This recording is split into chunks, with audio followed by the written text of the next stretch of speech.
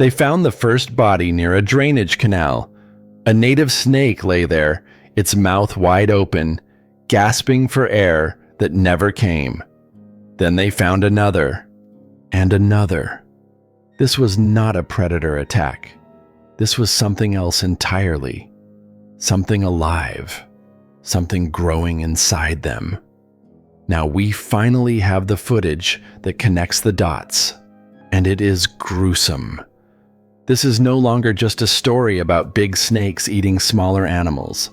This is a story about a biological time bomb that has just hit zero. And here's the part that sounds insane. The only thing that might save us is a mythical beast we once believed was extinct. Recovered data, an empty forest. You know that sound a healthy forest makes at night? The chirping insects, the rustling leaves, the constant low hum of life? Step into the southern Everglades tonight and you will not hear it. Instead, you will hear wind cutting through sawgrass, the slap of water against the hull of a boat, and nothing else. No movement, no life, just silence. So heavy it feels like pressure building inside your ears. That silence is the first clue that something has gone terribly, horribly wrong. For years, researchers have been collecting SD cards from trail cameras placed deep inside the river of grass. These cameras are meant to track biodiversity, to count raccoons, opossums, bobcats. But when scientists plugged those cards into their laptops, what they saw made their blood run cold. Or more accurately, what they didn't see. The footage was empty. Hour after hour, nothing but waving grass and shifting shadows. No glowing eyes, no animals foraging in the dark. Just a void. Data that was eventually released or leaked by frustrated field researchers revealed an ecosystem that had been effectively sterilized. The numbers sound impossible. In the core infection zones, raccoon populations didn't decline. They collapsed by 99.3%. Opossums dropped 98.9%. Bobcats were 87% gone. Almost the entire mammal population of the southern Everglades had been vacuumed up. For a long time, we thought we knew why. We blamed the Burmese python, the massive constrictor that invaded the swamp in the 1990s. And yes, a 20-foot snake needs a lot of calories. But there was a problem. The math never quite worked. Even with an estimated 300,000 pythons, the collapse was too fast, too complete, too absolute. New footage from the northern edge of the invasion zone finally revealed the missing piece. This wasn't just about predation. It was about fear. The animals that survived weren't simply eaten. They changed entirely. They stopped moving. They stopped breeding. They hid underground. The cameras captured a landscape ruled by terror, where the mere scent of a python caused native species to freeze, starve, or flee. But the emptiness of the swamp was only the opening act. Eventually, the cameras did catch something that was never supposed to be there. And once you see what is happening to the native snakes, the ones the pythons aren't eating, you realize the silence was just a warning. The real horror was never the giant snake you could see. It was the invisible monster it carried inside. Patient Zero. The Storm of 92. To understand the nightmare unfolding today, we have to rewind to one chaotic night in August 1992, Hurricane Andrew. If you lived in South Florida back then, you remember the sound. Andrew remains one of the most destructive hurricanes in U.S. history, with winds reaching 157 miles per hour and a storm surge over 17 feet. It hit Miami, especially South Miami, like a freight train screaming through your living room. Winds peaked at 165 miles per hour. Homestead was leveled. Trailer parks were shredded into aluminum confetti. While families huddled in bathtubs praying for daylight, something else was happening on the edge of the wetlands. A reptile breeding facility.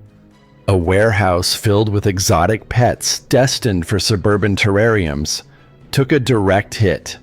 The roof was ripped off like a sardine can, cages shattered, glass exploded, and into the chaos, hundreds of baby Burmese pythons escaped. They didn't just survive the storm, they rode it.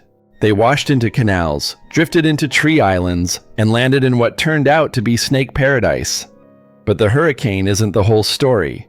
That's just the convenient version. The truth is darker. Throughout the 1990s, the exotic pet trade exploded. Burmese pythons were sold for $10 at flea markets. They were small, harmless, and cool, until they weren't. These snakes grow fast. Within a year, the cute noodle becomes a solid wall of muscle staring at your cat like dinner. Overwhelmed owners thought they were doing the humane thing. They drove down dirt roads, opened pillowcases, and shook the snakes into the grass. Be free, they believed. What they were actually doing was lighting the fuse on a biological nuclear weapon. The Everglades is warm, wet, and overflowing with food, almost identical to the python's native habitat in Southeast Asia. But there was one critical difference. Nothing here recognized the threat. A Florida rabbit knows to run from a fox. It watches the sky for hawks, but it has zero evolutionary programming to understand that the mossy log by the water is a 20-mile-per-hour ambush predator. The pythons feasted, then they multiplied. A single female can lay 100 eggs at once. Do the math. 1 becomes 100. 100 become 10,000.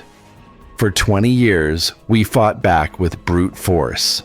Python challenges, professional hunters, Judas snakes fitted with trackers to locate breeding females. And still, for every snake removed, thousands more hatched. And while we focused on the visible invasion, the pythons were deploying their real weapon. Not their size, not their appetite, but a hitchhiker hiding in their lungs, thriving in the swamp, gasping for air that never runs out. This is where the story stops feeling like an action movie and turns into pure biological horror. A few years ago, researchers began finding native snakes, pygmy rattlesnakes, tough, venomous survivors lying dead on the trails. No bite marks, no crushed bones, just lifeless bodies. When they dissected them, the room went silent. The lungs were packed, stuffed with parasitic worms, dozens of them writhing in blood and tissue. The parasite was identified as Relietiella orientalis, the snake lungworm, native to Asia, a longtime resident inside Burmese pythons. Here's the nightmare. The pythons are immune. They evolved alongside it. They carry the worm, spread its eggs, and never get sick. They are asymptomatic carriers. Florida's native snakes have no such defense. When the worm infects a pygmy rattlesnake or a garter snake, it doesn't coexist. It feeds. It destroys lung tissue, causes massive inflammation, and physically blocks the animal's ability to breathe. They don't die violently. They suffocate. The footage of infected snakes is hard to watch. You see these animals opening their mouths, stretching their necks, desperately trying to breathe, but their airways are clogged with parasites. In the final stages, the worms can even crawl out of the snake's mouth. The transmission cycle is a nightmare of efficiency. It works like this. The python leaves waste in the swamp, filled with worm eggs. A cockroach or beetle eats the waste. A frog eats the cockroach. A native snake eats the frog. Boom. Infected. The larvae tunnel through the snake's stomach wall, migrate to the lungs, and grow into blood-feeding worms. Most people don't realize how fast this is moving. The pythons are mostly limited to South Florida because of the cold. But the parasite has jumped ship. It no longer needs the python. It cycles through the native ecosystem on its own. It has been found as far north as Jacksonville. It's moving faster than the snakes ever could. We are looking at a scenario where the pythons could vanish tomorrow, and the plague would continue. A biological fire that cannot be extinguished. But nature has a twist. Amid the devastation, scientists noticed one native snake that isn't dying, the cottonmouth. For some reason, these venomous water vipers seem to tolerate the parasite far better than other species. Are they the chosen survivors, or just the last to fall? While the worms were decimating small snakes, the state decided it was time for heavy artillery. If the bad guys have a giant snake, maybe the good guys need one too, reclaiming the Apalachicola. Here's the deal. When your ecosystem is collapsing, sometimes you have to do something that sounds insane. The decision was made. Release more snakes, but not just any snake. They brought back the king, the eastern indigo snake. Dozens of indigos were released into North Florida to eat invasive snakes. If you've never seen one, picture a snake made of gunmetal and midnight oil. The longest native snake in North America, nearly 9 feet, massive, powerful, utterly fearless. And with a very specific diet, they eat other snakes. Rattlesnakes, copperheads, cottonmouths. They're immune to the venom of American vipers. They don't constrict their prey. They grab with jaws like a vice and chew it down. The emperor of the forest. But the indigo had vanished from North Florida decades ago. Development and habitat loss wiped them out. So a coalition of zoos and agencies started a secret breeding program, raising these emperors in captivity, waiting for the right moment. That moment is now. In the Apalachicola Bluffs, far north of the python invasion, trucks rolled in. Volunteers carried pillowcases deep into longleaf pine forests, releasing indigos one by one into their ancestral home. The footage of these releases is emotional. A magnificent iridescent blue snake slithers into a gopher tortoise burrow, its natural fortress. For years, no one knew if it would work. Reintroductions fail all the time. Captive snakes might starve or fall prey to other animals.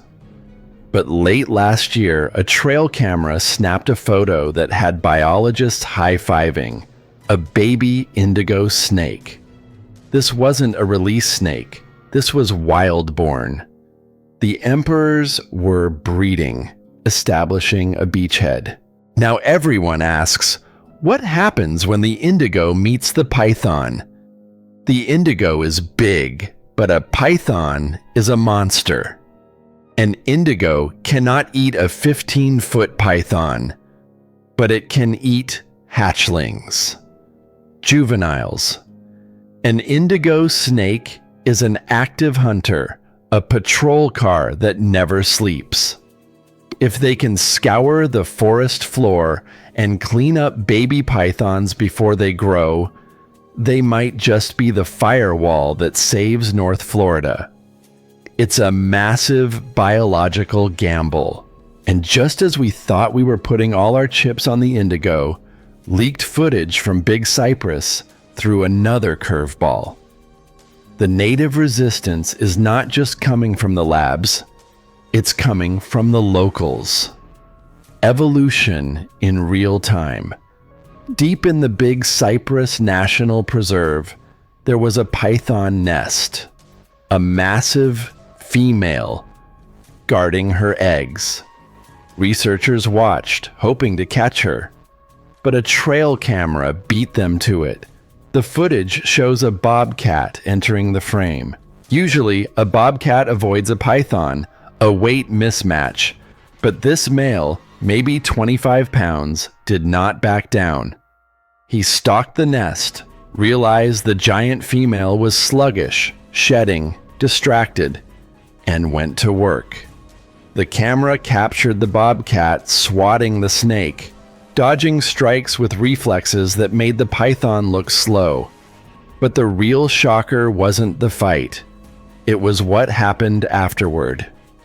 The bobcat didn't just destroy the eggs, it started eating them.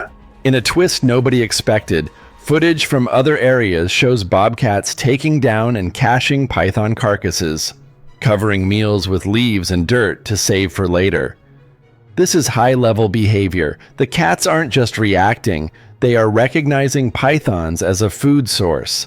They are learning. This is huge. Scientists call it biotic resistance. It can take decades for native predators to figure out how to tackle a new invader, but it's happening. Bobcats are targeting nests. Alligators are ambushing smaller snakes in the water. Even Florida panthers, the rarest cat in North America, are taking down pythons. The swamp is waking up. The footage of a bobcat standing over a defeated python, timestamp glowing in the corner, is the most hopeful thing we've seen in 20 years. It proves the Everglades is not just a victim, it is a fighter. But let's not get ahead of ourselves. A few brave bobcats cannot eat 300,000 snakes. The parasites are still spreading. The indigos are still few in number. The war is far from over. We stand at a crossroads. To the south, a biological dead zone where silence is deafening. To the north, a desperate line of defense held by reintroduced snakes and adapting predators. The footage tells us one thing for sure: nature finds a way.